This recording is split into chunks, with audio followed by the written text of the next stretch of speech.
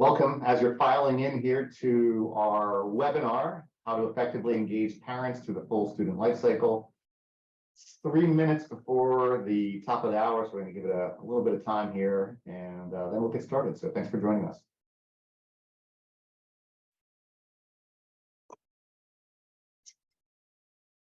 And Billy, Dawn, and Aaron, I don't know if you let me tell you what I think is one of the best stocking stuffers you can have, which is I have this little heater here and it keeps my coffee warm.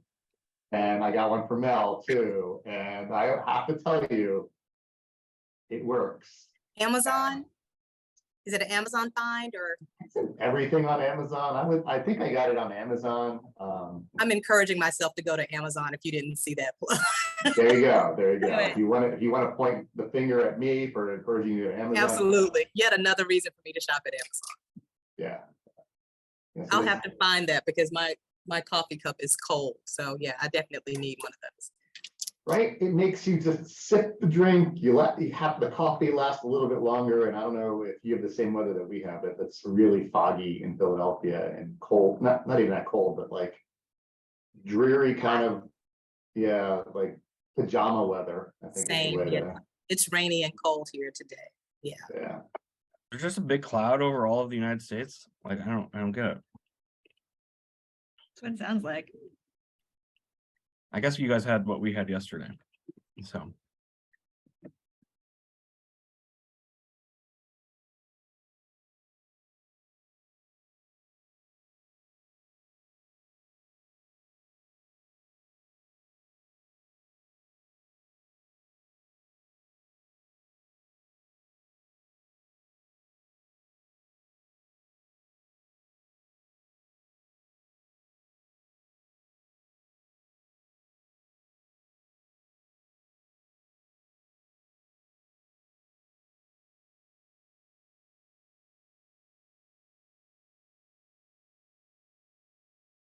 I'm back. Sorry about that. I knocked out my power cord. So whatever is going to go wrong in a webinar, there you go. Do it in the first couple of minutes. That's the best time to do it.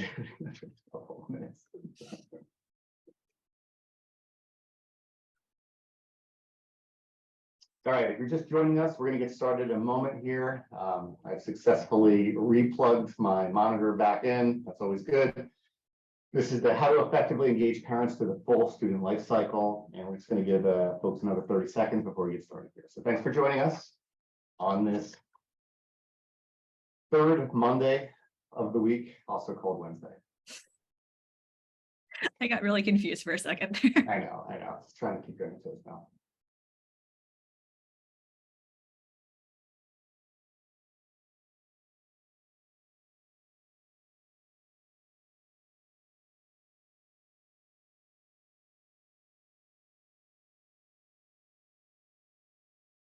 All right, what do you think, Val? Time to get started here?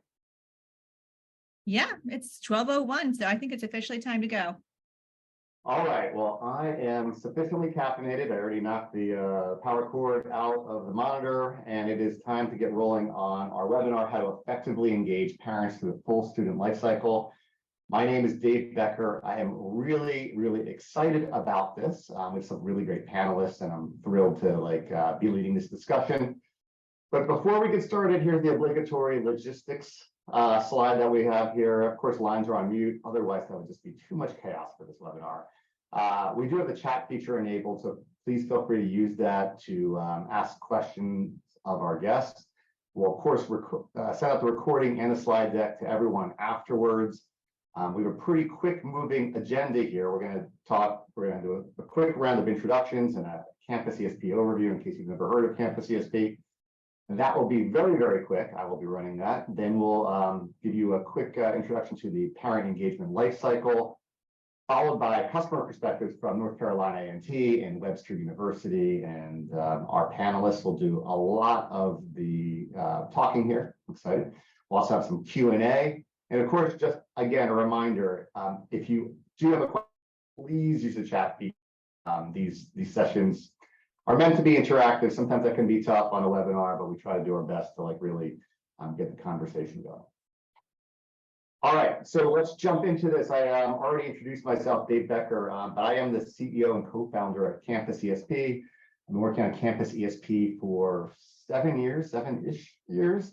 And before that, I was the senior vice president of product at Ellucian, which was also SunGuard, which was also SCT, and many other different things that were printed on shirts before that. I have a star-studded panel here, and I'm excited to introduce you to them. And the first person I'm going to introduce you to is Dawn Nail. Dawn is the interim associate vice provost for enrollment management at North Carolina A&T. And Dawn, how long have you been at North Carolina A&T? And to throw you off your game a little bit, what is your favorite holiday beverage as we go into this season here? Dave, I think I stopped counting. So it's been over 15 years. Right. Yeah, I started out as an adjunct faculty member teaching in journalism and mass communication. I am a graduate of this wonderful institution, so they could not keep me away. So I came back and started teaching a little bit after I got my master's degree, and then started working here in the Office of Undergraduate Admissions a little bit shortly thereafter. Did a few things there in this office, and went to the Center for Academic Excellence. That's a full support service, student support area, where we do everything from advising to registration, mentoring. So all of those wonderful things to support our students, and just recently got this opportunity to come back into the Office of Undergraduate Admissions. I'm doing double duty right now as the Director of Undergraduate Admissions and also as the interim AVP. So really, really excited to be back in this role and actually to be in on this event today. So you asked me my favorite holiday drink. I have a couple, but I'll go with the safe one and say apple cider. All right, that is the safe one. Apple cider it is. We have you marked down for apple cider. And thanks for being on the webinar today. Although slightly disappointing, you're only doing 2 positions, Dawn. You know, I really feel like you could do a third probably, I'm sure. I think so. I think so. We'll chat about that. All right, cool. Well, again, thank you for joining us today. We also have Billy Ratz. Billy's Director of First Year Experience and Family Programs at Webster University. Billy, how long have you been at Webster, and also favorite holiday drink, and maybe a little bit about yourself? Yeah. Oh my gosh. So I've been at Webster since 1998, when I came as a freshman, and been here ever since. Like Dawn, my alma mater can't get rid of me. My boss, I think, tries to swat me away from time to time, but it doesn't work. So anyway, so yeah, like I said, 1998 as a freshman.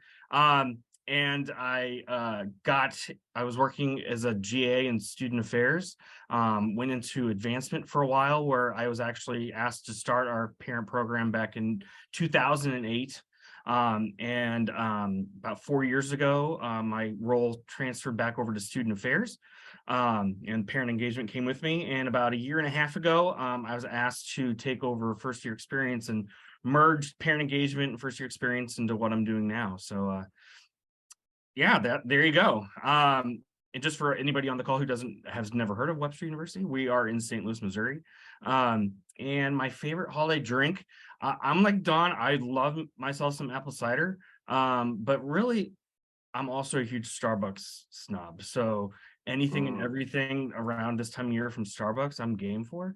So, you know, if anybody wants to send me a Starbucks gift card, I'm more than happy to accept that. So there you go. Well, Billy, you might get some Starbucks gift cards after your how long have you been at Webster response. When you say 1998, it doesn't say how many years. And for all the older people, we're like, oh, 1998 was like 5 years ago, right? So it makes you seem like you haven't been there that long. But I like the 19. Well, when all my students now we're all born after I graduated from here, it feels like forever. So all right, I might have to block your audio if you keep going down that path. So we'll just we'll keep on moving there. Thanks for joining us, of course. In addition to Billy, we also have Erin. Erin Rivers is the Assistant Director of Enrollment Communications and Marketing at Webster University. And Erin, you've been there a while as well. And please don't say you also are a Starbucks fan. We can't have too many Starbucks fans on here. Yeah, I think probably been here a little longer than Billy. I started as a student in 96. There you go. So yeah, I started working as a student actually in the Office of Admission and graduated, left a little bit, came back and worked in the School of Education for a few years, and then eventually moved to the marketing department at Webster, which I was probably in marketing for the largest amount of time. About a year and a half ago, I moved into enrollment management where I am now. But my work still kind of overlaps with marketing, and I get to continue to work with them on recruitment and advertising campaigns. So it's been very exciting working at Webster. My favorite beverage, I think, would be hot chocolate. All right. I would agree with hot chocolate. I'm actually on team hot chocolate, spiked hot chocolate though. So cheers. And not that I have spiked hot chocolate in here, but maybe soon enough I will. So Erin, thank you for joining us. And the last member of our team is Melissa Greiner. She's on here to help pull things back together when something inevitably goes wrong with the technology, or help through the chat questions. So Mel, do you want to say hi real quick? Sure. Hi, everybody. I'm Mel, or Melissa, depending on how formal you want to be, Director of Marketing here at Campus ESP. Happy to just be part of this panel and hear from all these wonderful customers of ours. And yeah, if you have any questions, I'll be monitoring both the Q&A and the chat. So hit me up and we'll get those questions answered for you. All right, thanks. All right, so let's just jump into things in case you've never heard of Campus ESP. We are your complete parent engagement strategy. We're focused exclusively on parents of prospective students, parents of current students, everything parents. And we have a technology platform to help you engage with families, nudge their behavior. We like to say that we nudge the nudgers, and then really tie it back to data, specifically ROI on student success, student yield, student retention, lots of different ways that parents can really help colleges and universities. We're at 200, I actually think we're actually at 270, I want to say 277 colleges as of yesterday, and about 4 million families use Campus ESP. So we're really growing quickly. I think this is about double where we were at a year ago, and we really operate across the student life cycle. And that's going to be a big theme of today's presentation, talking specifically with the panelists, which is when you're thinking about the student life cycle from prospect to applicant all the way through to graduate, parents do play a big role, and it's an increasing role. And we have a couple modules, one where we focus specifically on parents of current students. The focus there is really around student retention, student success, successful transition into the college environment. We also provide a module where it's more around prospective family engagement, specifically around improving student yield. On average, we see student yield 5% higher when you're able to communicate directly with parents and families. We'll talk more about that in a moment. We also have a very exciting module to help manage FERPA, and we also tie this into student success, and that goes into a lot of student privacy support there as well. And then finally, we're just about to release a parent giving module. Parents are really excited about supporting not only their student, but your institution. So this is kind of the view of the parent and student life cycle, and Campus ESP is like really right at the center of it. And congratulations, you survived the word from our sponsor. So we're going to get right into the detail of today's presentation, and we're going to start just by giving you a little bit more background on North Carolina A&T and how they launched Campus ESP to help strengthen their parent engagement strategy. And Dawn really started, I guess, in July of last year, launched with family communication. So engaging parents of current students. And then in March of this year, added on student enrollment, which is families of prospective students. And you have a lot of parents in there now, parents and families. So I guess, how did you get started? Like, what was the main problem that you were looking to solve? And then did you start with Campus ESP? Were you doing things beforehand? Maybe just a little bit of the origin story of parent engagement at North Carolina A&T. Well, our parents are really, really engaged. Our alumni base is really engaged, and a large majority of our alumni have children or young people that attend North Carolina A&T. So they really want to know exactly what's going on down to the minute, quite honestly. And we wanted to have a succinct way of engaging with our families and with our parents. So hence the way that we started July 21. I really came into the mix right around March 2022, where we got into the student enrollment portion of it, which I am really, really excited about. And this was a time where we had a bit of difficulty, I'll say that, around that time, where we had several breakdowns on campus, unfortunately, and we really needed a means of being able to consistently communicate, not only with our students, our incoming students, our prospective students, but also our parents who were, excuse me, who were also looking for information right now. So Campus ESP came in at a time where we really needed to make sure that we got the word out. We were still in the middle of a recruitment cycle. Students needed information with regard to new student programs. They needed information about how to enroll. They needed information about the registrar. They needed information about advisement. And Campus ESP was able to provide that vehicle for us. And may I add, a smooth vehicle for us to be able to get that information out to our parents. One of the things that I really liked was with Campus ESP was that they picked up the communications that we had here at North Carolina A&T, and also any news bites that may be going on about A&T. So our parents had an opportunity to just go in one specific space and see a lot of the information that they needed in one area, and also were able to engage with other parents that may have needed to ask some different questions. So I really was excited about being able to work with them back in March, work with you all back with March. And now, as we say, December 2022, our numbers have really, really spiked in terms of use with our prospective and our current parents. So we're really excited to be able to continue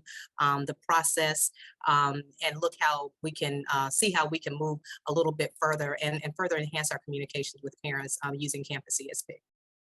So just real quick, and that was super helpful on the student enrollment side, the families of prospective students. Do you focus parent engagement kind of like at the top of the funnel, the bottom of the funnel, full funnel? Like, what's your just overall strategy when it comes to when you start engaging with those families? Actually, full funnel. We see parents from the top of the cycle all the way through. I can almost say, actually, just in the phone calls and things that we get a lot of calls specifically from parents, as opposed to students, whether students may be uncomfortable with calling on their own, not knowing the questions to ask, or parents are saying, look, I'm going to do this, and so I can be comfortable with this process as well. So we're seeing it from the very, very top of the cycle, like I said, all the way through to the intent to enroll process. So again, that's what really makes Campus ESP a valuable tool for us through the entire recruitment cycle.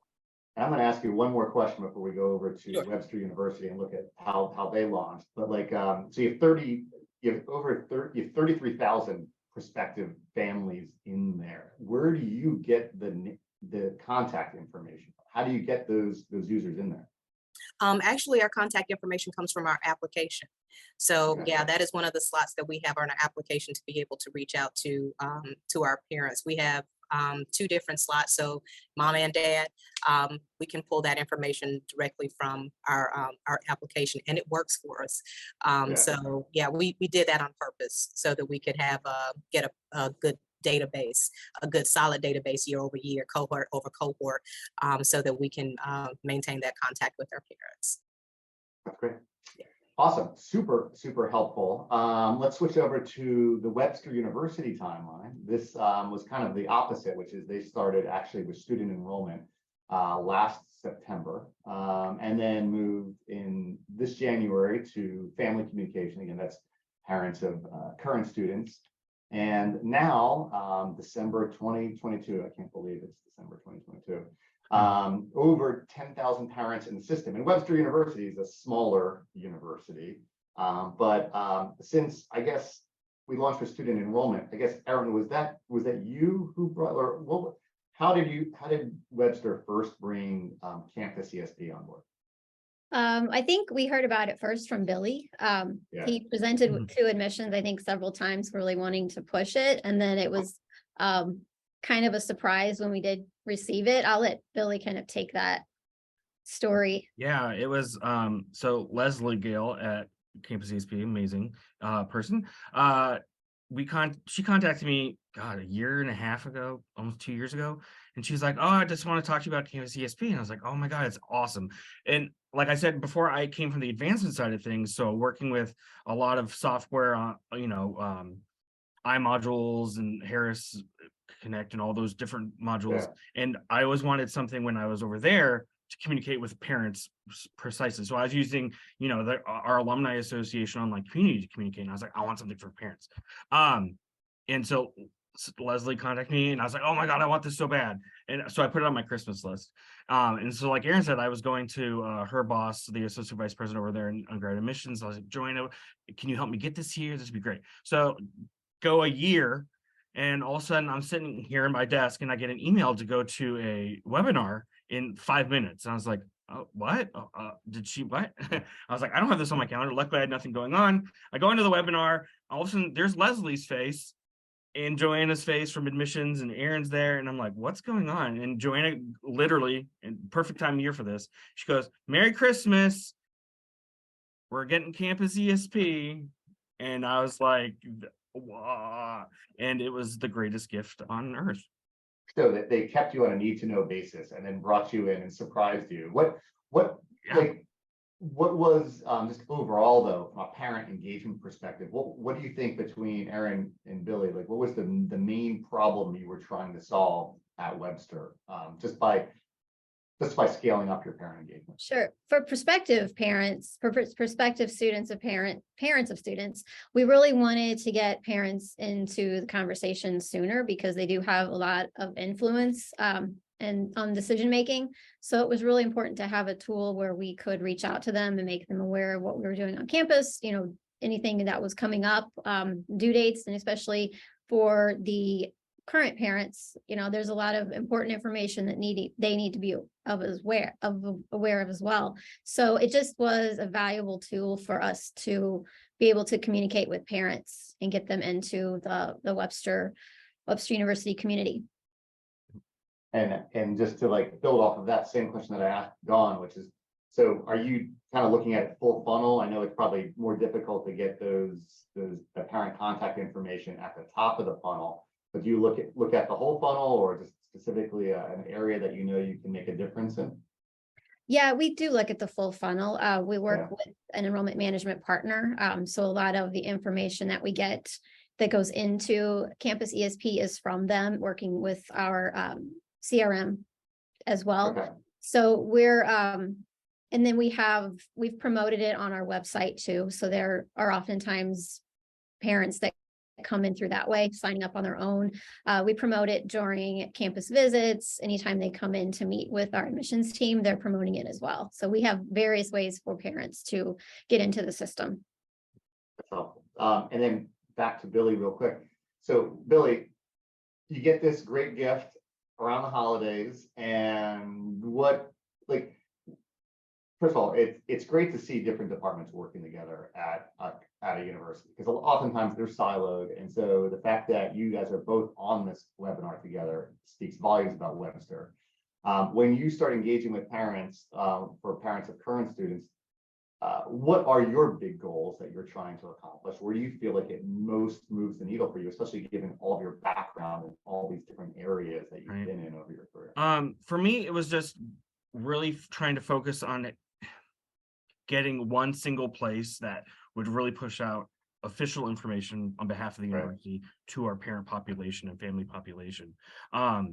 As I'm sure many of the student affairs and parent engagement professionals on with us today, social media can be a real nightmare when it comes to engaging with families, and conversations can quickly go the wrong way. And so policing that is always a nightmare. And so this is, for me, was one way that we could lessen that a little bit. So actually, when we launched this almost a year ago, I took my staff, as well as all student affairs staff, all university staff, off of our parent communications tools out there in social media land. So off of Facebook and everything. So, and gave that control over those, which we still have specifically on Facebook, to my family advisory board. So, and made that more of a for families by families type thing. And then this really became that official way of communication for the university to reach out to families, of both perspective from Aaron's point of view and current families from my point of view. So, and it's been really great, and it's just given us a really standard way of communicating, and it's really been able to hit everybody. And because we have that full funnel idea with the prospective families, and then when those families do convert to current families, that all happens automatically with Campus ESP's help, which just makes our life so much easier. So we know we're communicating with everybody, and we're able to hit and touch and communicate with more people than we have before. So it's been really nice. That's helpful. And also hearing the perspective on Facebook. I know that Ugh. strikes a nerve with probably a lot of people who are on this webinar, which is once the Facebook genie is out of the bottle, it's tough to get it back in. But you're trying to just, move forward, trying to make sure you're reaching all families, not just the families who are on Facebook. Exactly. Generally, that's a pretty vocal minority of families. And it is a really huge minority. And an interesting point, but a study that our RNL did with you guys showed that very few families want most of their communication to come from social media. So to your point, Dave, it is just a really small minority that is on there that happens to be extremely vocal one way or the other. So yeah, it's actually really interesting, and there is, I think, if you go to our website, you can probably track down, and maybe Mel put it in the recap that goes out to everybody, but the folks that actually prefer social media, I think it's less than 10%. It's very small. It's usually email, text, or some sort of formalized, like a portal, but it could also be like a website. They don't want to be on social media. There is a very limited group that wants to be on social media. And again, there's a blog post on our website that gives you more perspective of those details. But I want to take you to another piece of data. This is a new slide alert. So if you've been on these webinars before, this is new. This shows some of that same research or same studies from Ruffalo and Old Levis and Campus ESP, actually over 73,000 parents across 3 years, where we asked, how often do you want to receive communication from your student's college or university? And you're seeing that it's going up each of the last couple of years, and now at 85%, want it at least weekly for both prospective families and current families. And I still think this blows me away for two reasons. Number one, it's the same for prospective and current families, which really made us question the data. We went back and looked at it. This is right. And secondly, 85% at least weekly. And we're not saying that is how often you should. It's just that's their expectation. So if you're worried about communicating too much with families, I don't know if that's a problem that's worth solving. They expect communication from you, and so like, what do you do with that communication, and how can you use it to leverage results for your college or university? So let's now go back to some of the results that NCA&T and Webster University are seeing, specifically for families of prospective students. And it's very difficult to say parent engagement has causality with student yield or enrollment, but we do see pretty high correlation. And one of the things we always measure at schools is what is the yield rate for students that have a parent in Campus ESP compared to the normal yield rate at your institution. And you can see at NCA&T, which I was surprised to read this, it was 14% higher, at Webster 7% higher. Generally, when we look across our schools, it's around 5% higher. So I guess first question for Dawn, like, what do you think is happening here for you to see these results? How are families engaging, and what is NCA&T doing that's showing these kind of results? I actually think over the last couple of years, we've seen a spike in parents wanting to be more engaged and wanting more information and wanting to be more involved in the total admissions process. So we saw a real influx of calls an inquiry specifically from our parents, wanting everything from application dates to new student program information, to housing information, to what do the dorms look like. I mean, any bit of information that our students would typically want, the parents wanted as well. And so they were asking, I don't know if they were necessarily asking for their own or asking for their student, but they were really, really inquisitive with regard to the entire process and the entire what we like to call the Aggie experience. And so we felt like Campus ESP would be, again, a perfect tool to be able to help engage and mitigate most of those questions, if not all of those questions, and getting that information out there.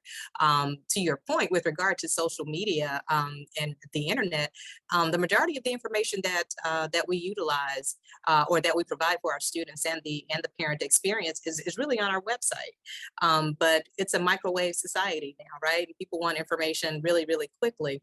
And so they did find a lot of the answers that they wanted from the same information that was on our website, but was coincidentally on Campus ESP.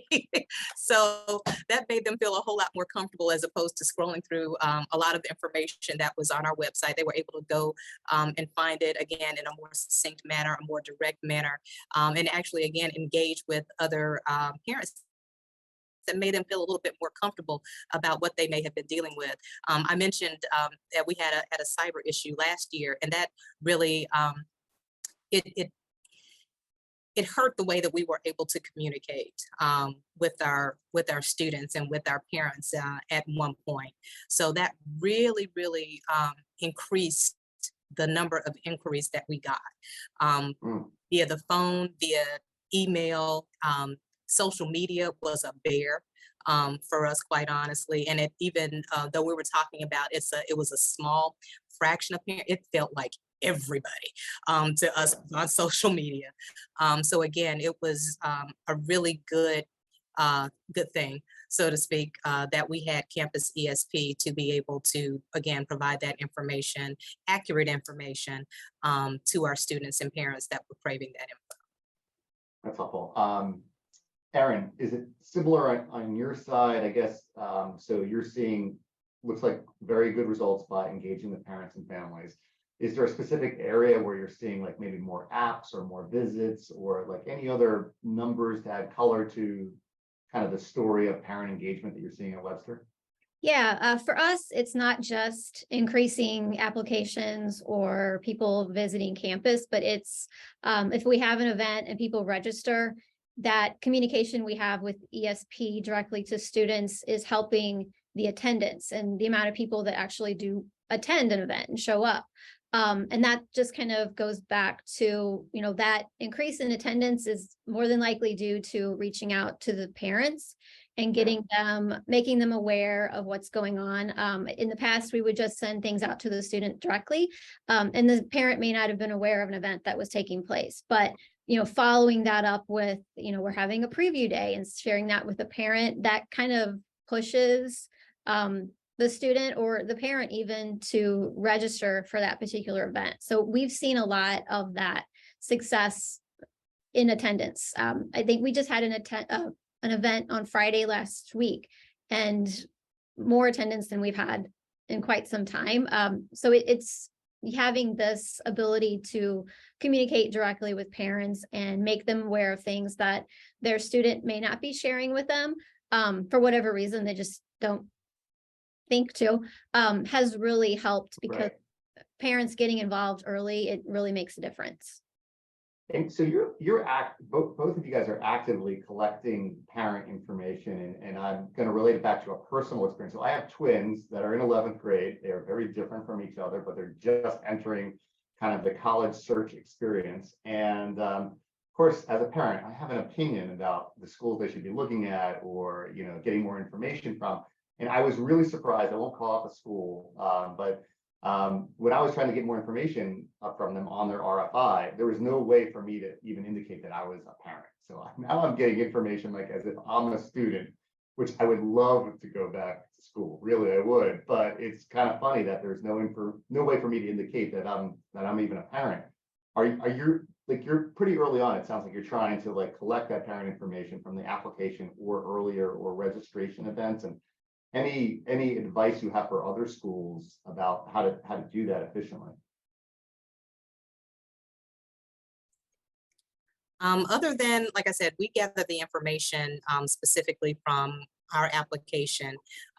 We did have a question in the Q&A with regard to if is it optional? It is optional, but again, the large majority of our parents fill that information out. And just for the time that I've been here, I can actually say that I have not even seen an application where at least one parent had not put information in there. Again, one, they want to be engaged, or simply because they may think that it's not an optional piece of information. But either way, it's allowed us to create quite a robust database that we're able to use again at the top of the funnel through the admission cycle, and also after we get our class, and to continue to communicate. One of the things that we're looking to do as well, in addition to what we're currently doing with Campus ESP, is to create a parent committee, so to speak, so that we can, that can enhance what we're doing with our parent communications, just so they can have a way to kind of tag team with each other. They can give information out to each other, and they'll also be another vehicle to give feedback to the university from a parent perspective. So again, from North Carolina A&T, we actually just get that information from the onset with the application. Thank you. Mhm. All right.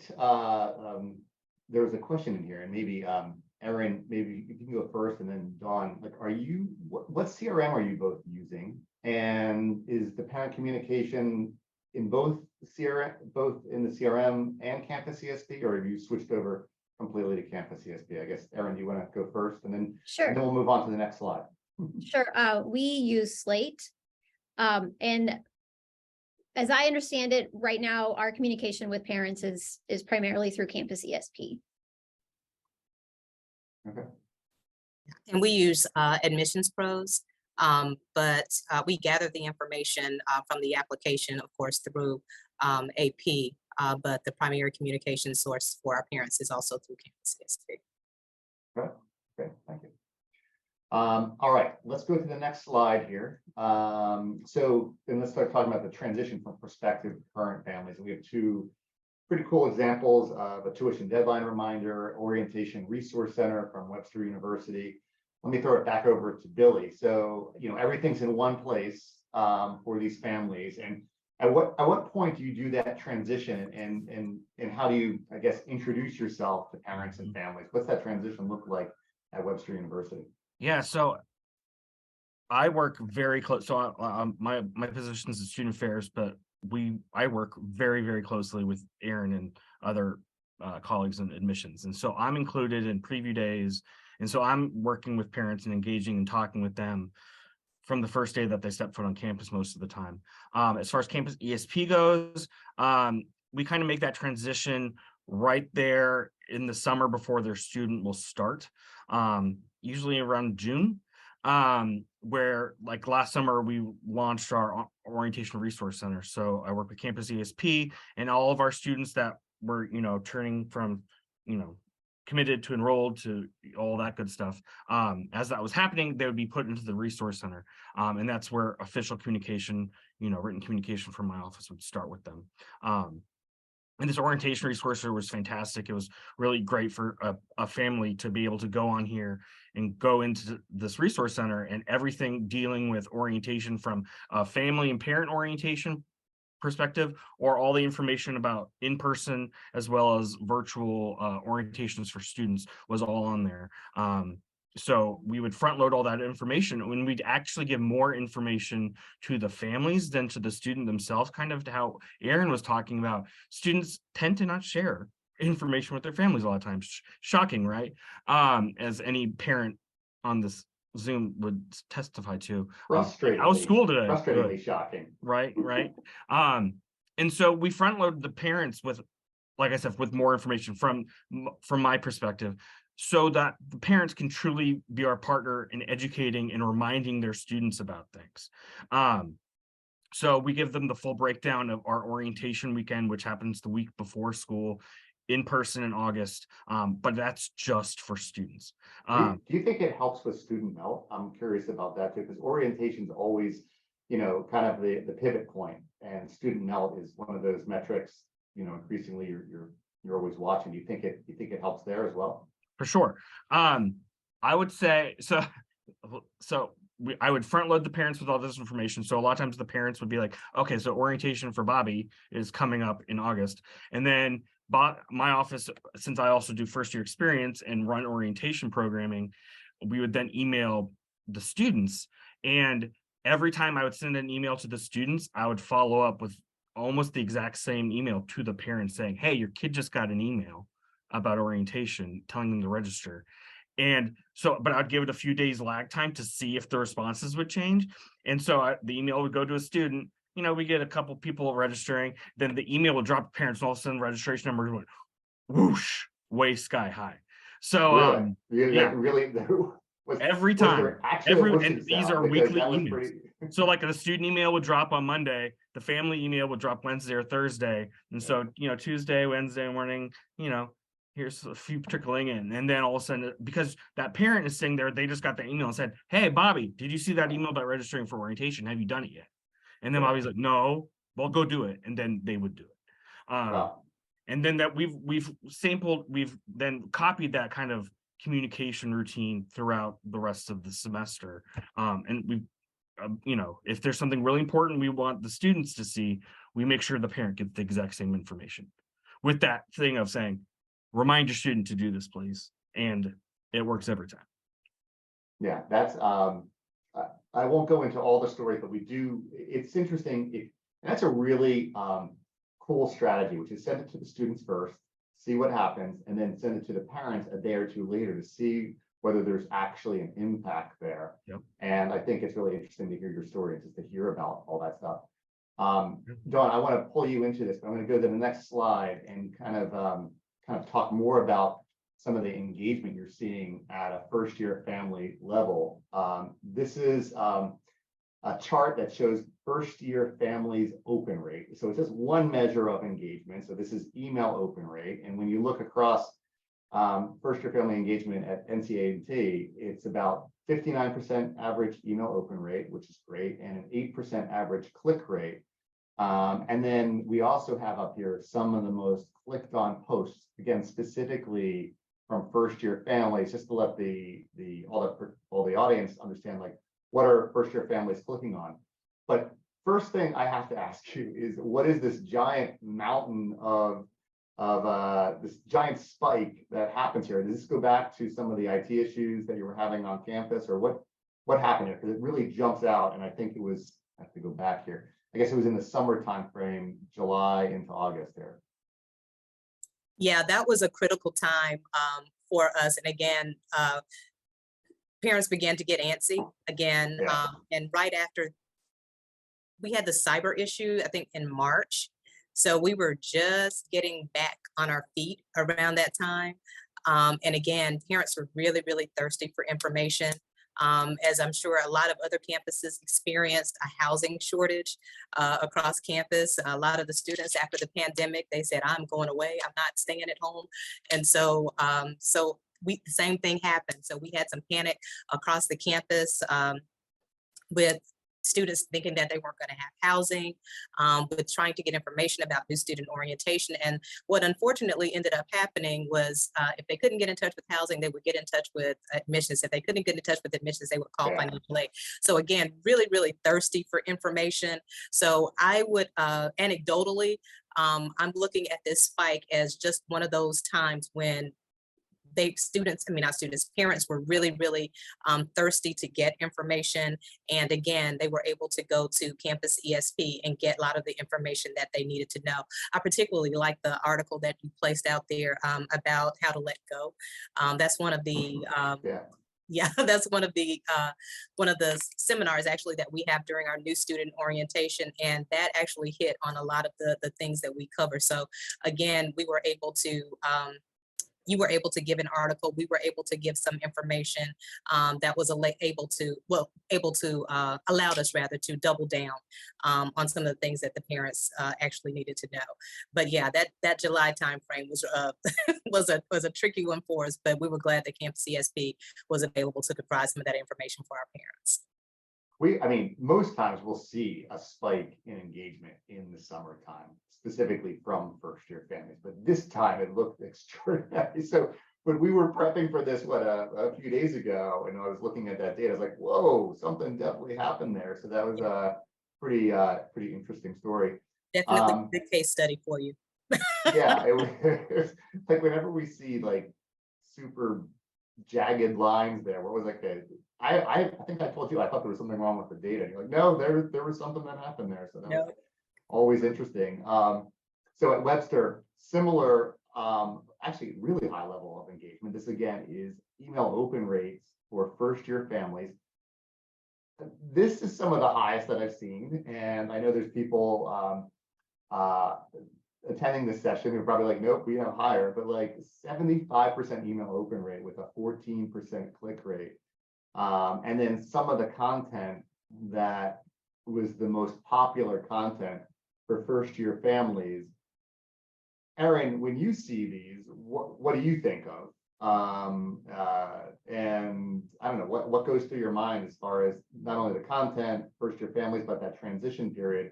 And then Billy, I'd love to get your comments as well. Yeah, I know in the beginning of the year, we were moving back to more on-campus events. We had virtual, and then we had a mix for a while, but then really this year, beginning of this year, we started really promoting students and families coming back on campus for visits and for preview day events. And so I think that may have had something to do with it. Also, the article, How to Let Go, I think that was very popular for us too. And I actually received an email from a parent about that article that it really hit home with them. And it was something that they needed to receive at that period in time. So things like that, I think really made an impact, and especially being able to come back to campus and really get into that, normal type of routine. I think that was what had to do with that spike in the early part of the year. Yeah, that's helpful, because you do see, I know it's covering up here, so you can see there is like that summer spike in August that goes up a little bit. But then you do have this overall very high levels. Billy, what are you seeing? And also, if you could kind of talk about the content that you're pushing out, where you're getting that content from, what is resonating most. I know you also, we didn't add any of the creative content that we've seen in your portal as well, but thoughts on just content and some of the engagement rates? Yeah, like both Erin and Dawn said, so that How to Let Go, just to be very clear, this is an article that Campus ESP, if you work with them, they have people who help push information onto your portal for you. So first of all, that is amazing, and it's extremely helpful, and it makes our lives and jobs so much easier. So that How to Let Go article, first of all, is a great article pushed out by Campus ESP.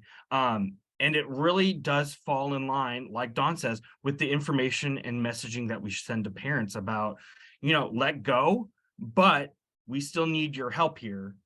You need to be our partner. We don't want you to come in and, bully us, but we need you, and we don't want you waking your kids up in the morning, but we need your help making sure that your students are successful.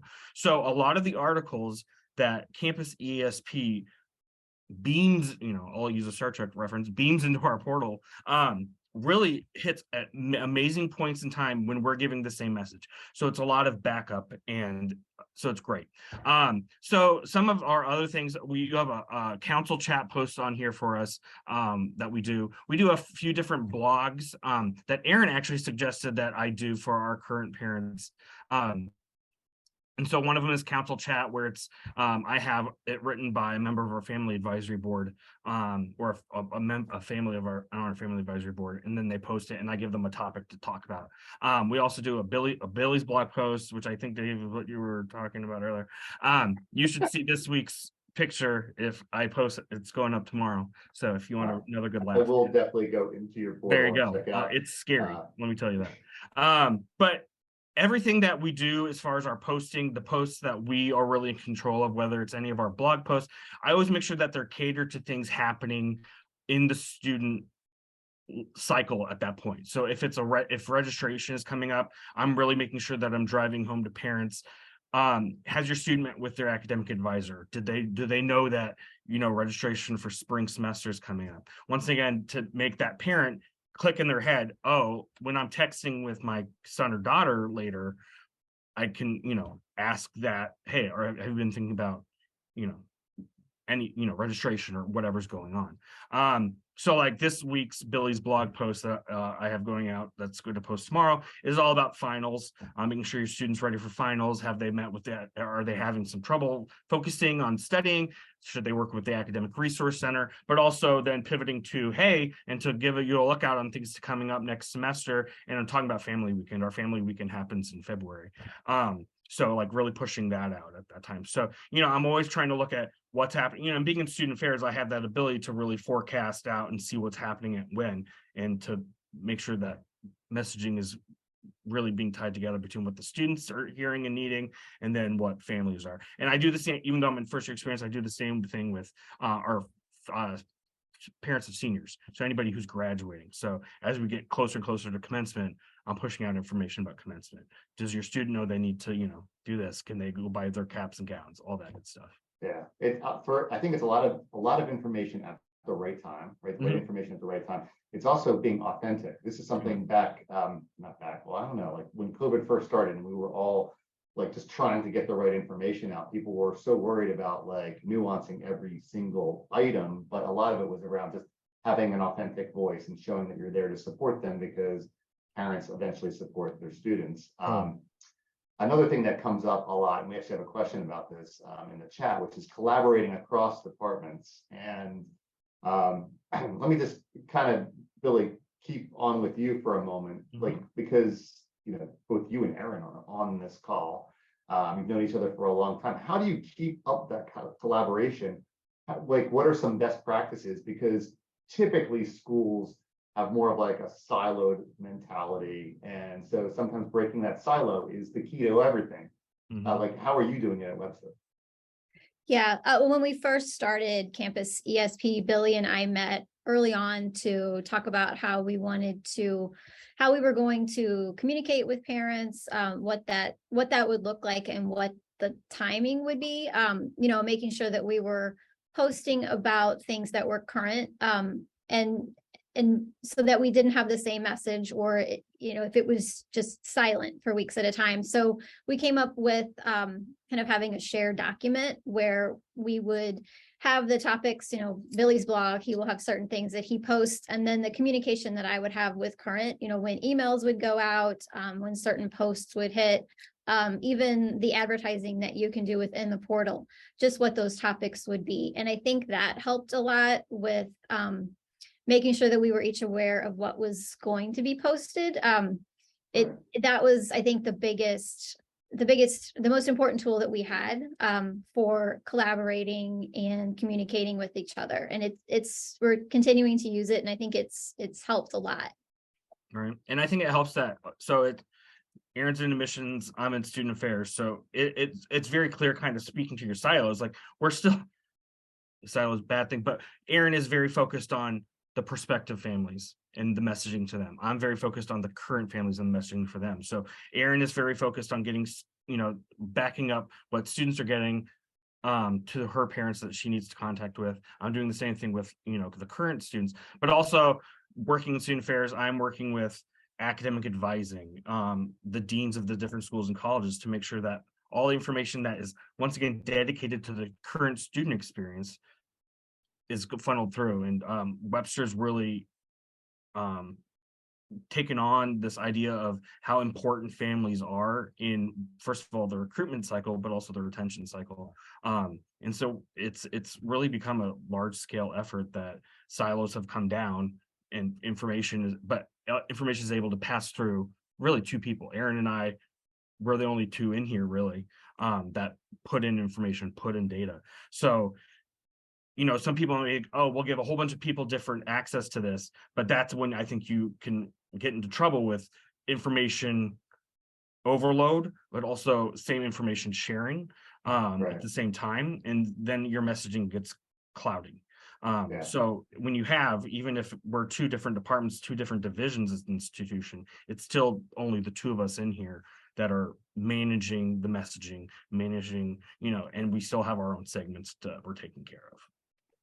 Dawn, at a larger school, is that similar to what you're doing? How are you getting more content contributors, or what, how does it vary at a school like NCA&T?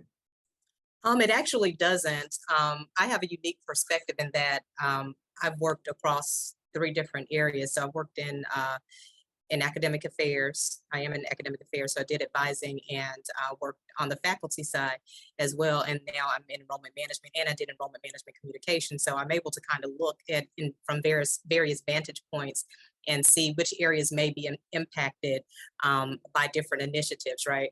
And so just like Billy mentioned, we also meet with various areas. We have a deans and chairs meeting that we have every Monday. And so where everybody comes together. So it's deans and chairs, it's people in student affairs, it's people in enrollment management, it's all of the faculty.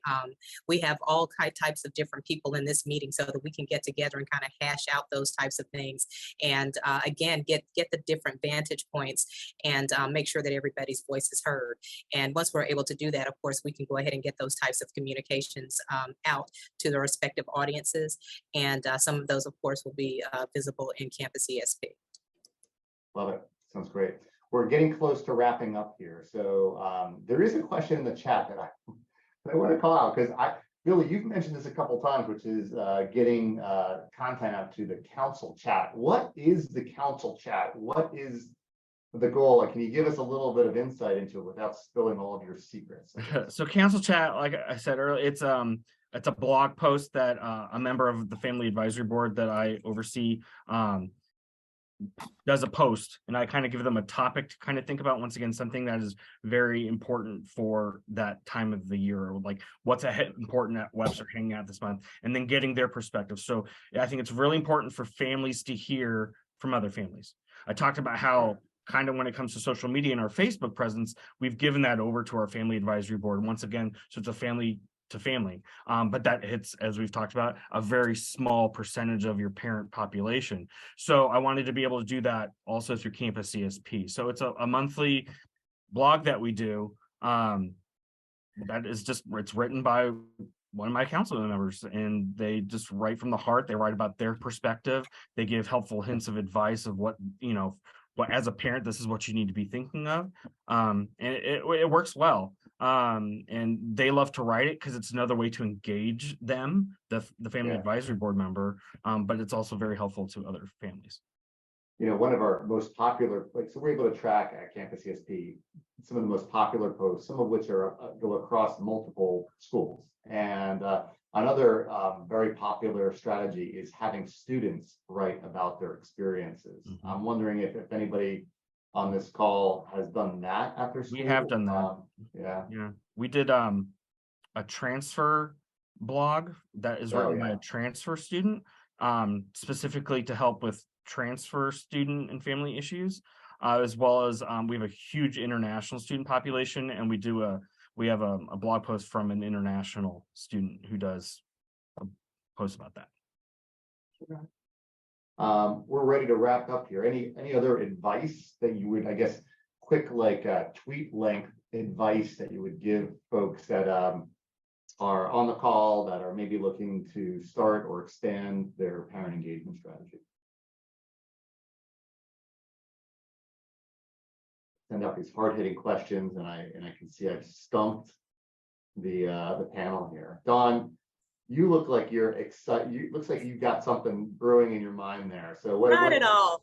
No, the only thing that I was thinking was to just make sure that you had input from as many departments. It says multi-department, but input from as many areas as you can, and make sure that you're engaging in with as many perspectives as you can, because it's really easy.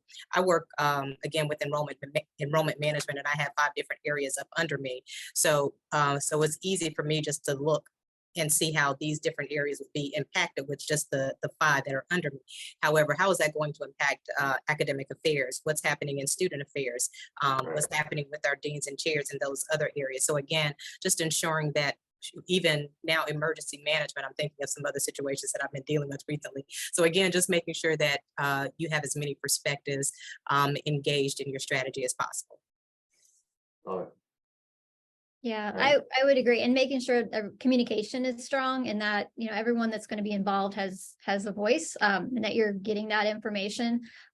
When we started, we did do an outreach across campus through we have an email newsletter that goes out. So we posted a portion of, you know, if you have information that you want to share, reach out to Billy. If it's going to impact parents, current parents, that if there's something that needs to be shared, send that information to Billy and he'll get it into Campus ESP. So having that that tool to make the university aware of what was taking place, and, you know, a lot of information I think that we may not have thought up came through that resource. So just making sure communication is open with the university and departments, I think, is very important for this.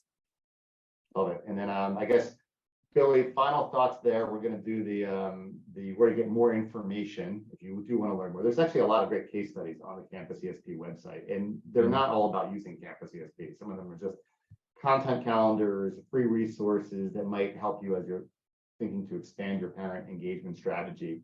But Billy, like, what would be your final words of advice? This is what I would say. So whether you are on this call and your institution is using Campus ESP, or if you're deciding that you are wanting to go to it, I say use it for everything it's worth, because it's worth every penny.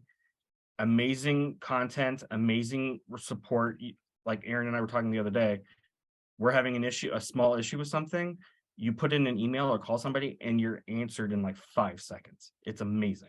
Campus ESP is the gift that keeps on giving. So give yourself the gift, use Campus ESP. I know that sounded like a total big, Dave did not pay me to say that. I'm a big cheerleader of Campus ESP. So like it is tied into the holiday theme. I think right? that makes all of us happy. There you go. And so that's what I got to say. Thank you. That's great to hear. It really does mean a lot. So thank you for those comments. And thank you to our panel, Dawn, Billy, Aaron. You guys were amazing. This is actually the most registered panel discussion we've ever had at Campus ESP. So thank you for being part of Campus ESP history. And hope everybody on or watching out there found useful content here. Mel, Melissa is going to be sending out a summary with some of the tips and some of the links here. And I guess maybe some contact information too, in case you want to reach out directly to anybody on this webinar. So Aaron, Billy, Dawn, thank you again. Thank you everybody for participating or being on here, and have a great holiday season, everybody. Thank you.